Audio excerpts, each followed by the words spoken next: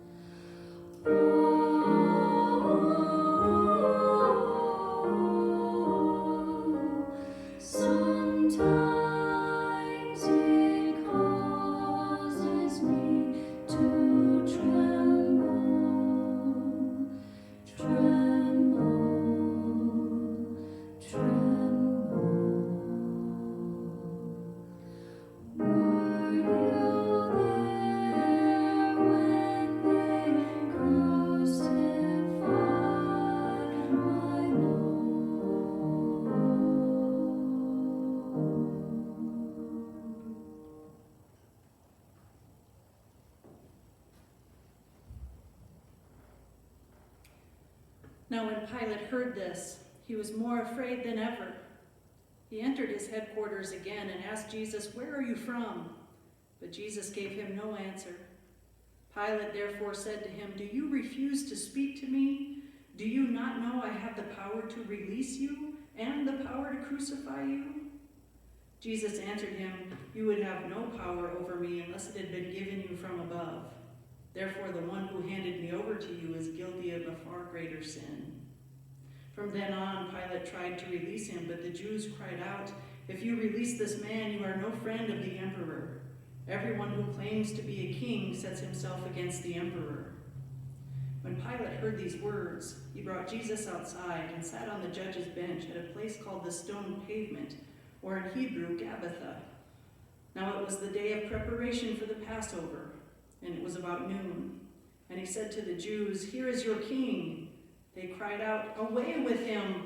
Away with him! Crucify him! Pilate asked them, Shall I crucify your king? The chief priests answered, We have no king but the emperor. Then he handed him over to them to be crucified. So they took Jesus, and carrying the cross by himself, he went out to what is called the place of the skull, which in Hebrew is called Golgotha.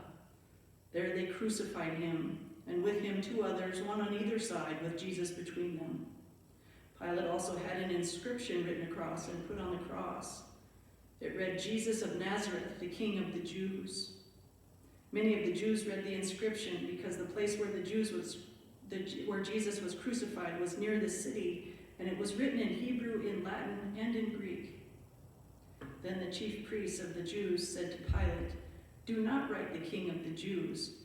But this man said, I am the King of the Jews. Pilate answered, What I have written, I have written. When the soldiers had crucified Jesus, they took his clothes and divided them into 4 parts, one for each of the soldiers.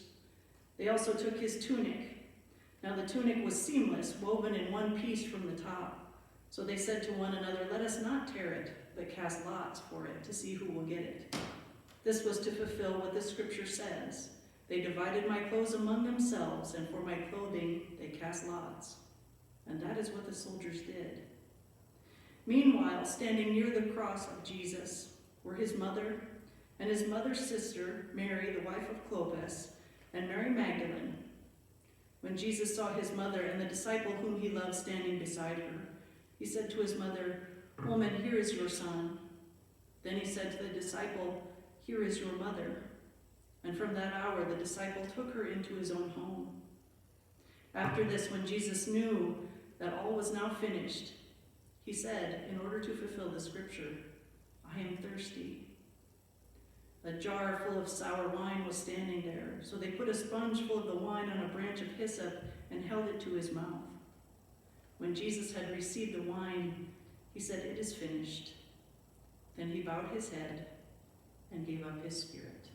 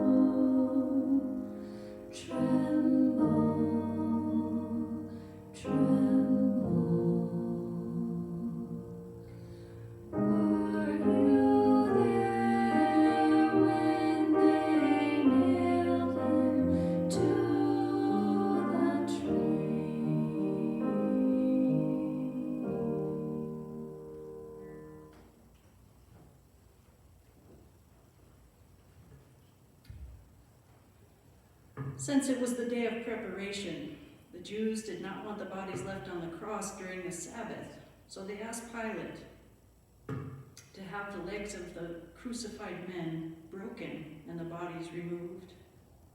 Then the soldiers came and broke the legs of the first and of the other who had been crucified with him, but when they came to Jesus and saw that he was already dead, they did not break his legs. Instead, one of the soldiers pierced his side with a spear, and at once blood and water came out. He who saw this has testified, so that you also may believe. His testimony is true, and he knows that he tells the truth. These things occurred so that scripture might be fulfilled. None of his bones shall be broken. And again, another passage of scripture says, they will look on the one whom they have pierced.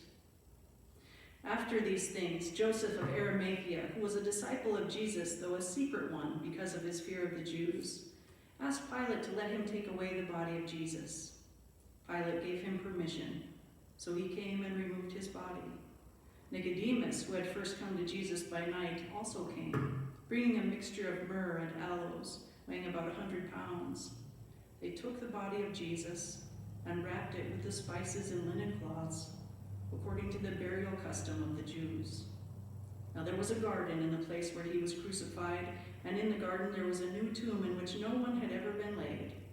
And so, because it was the Jewish day of preparation, and the tomb was nearby, they laid Jesus there.